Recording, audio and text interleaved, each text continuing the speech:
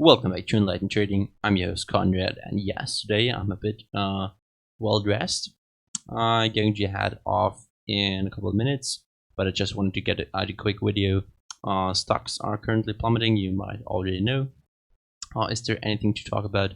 Well, we had a weekly higher low, and this is actually now on the verge of breaking with 3,212 points, and after that we would then see maybe even a weekly downturn in trend to get further consolidation, which is of course overdue. There's still plenty of space to work with after this higher low in the weekly. And yes, I mean, of course, I'm not too bearish, but we could definitely correct to around 3,000 points downwards, and then see a sharp bounce back to the upside once more. So I don't think there is too many concerns, but of course, over the weekend there have been some news about the coronavirus and how it's spreading into Europe and going further. So that's not too good to hear. TD sequential is now still neutral.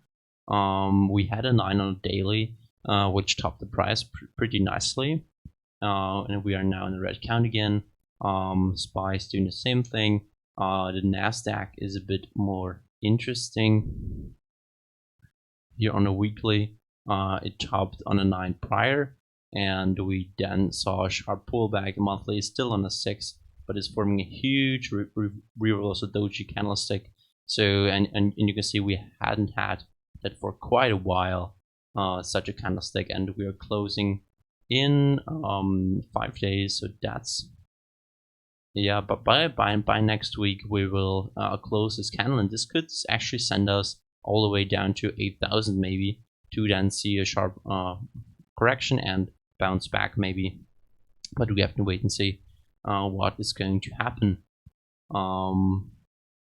Yeah, the trust also looking very similar, and yeah, SPX and SPY of course too, but the Nasdaq, I mean, yeah, Nasdaq is still the most concerning, in my opinion. You can see these indices are all plummeting currently.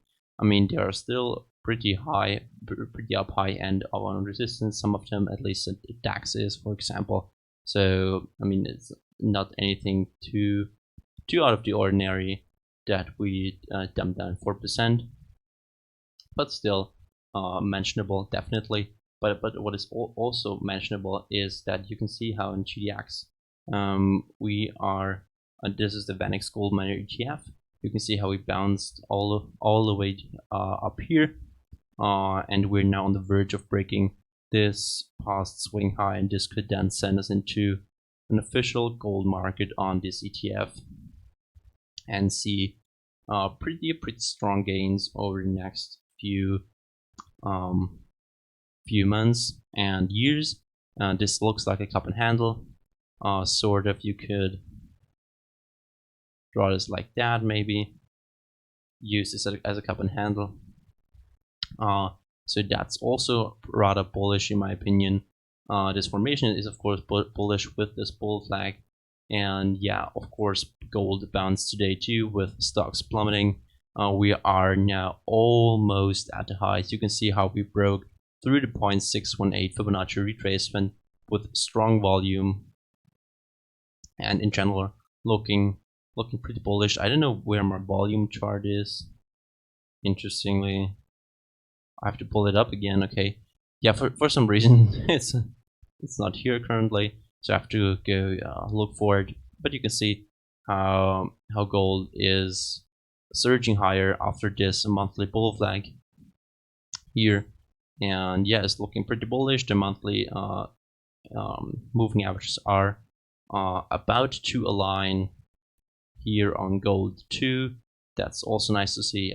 If you look at Consensus, then you want these moving averages all to align, and this 100 would have to cross below the 50.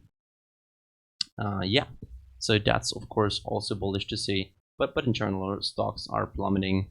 Of course, if you go to the bigger stocks, I mean, these are all at high, so it's not too concerning.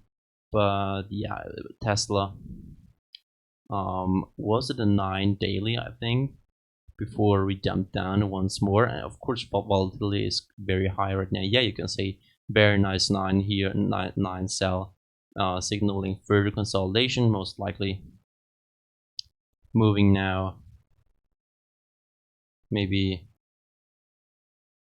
in this range, bounce off of the lucid stars and maybe even go higher then, but we have to wait and see how strong this correction will be. Apple broke down. Yeah, it formed a daily lower low. Weekly also actually a lower low. So we could now look at a weekly downtrend. Short term at least, we will look now for a lower high and then a lower low.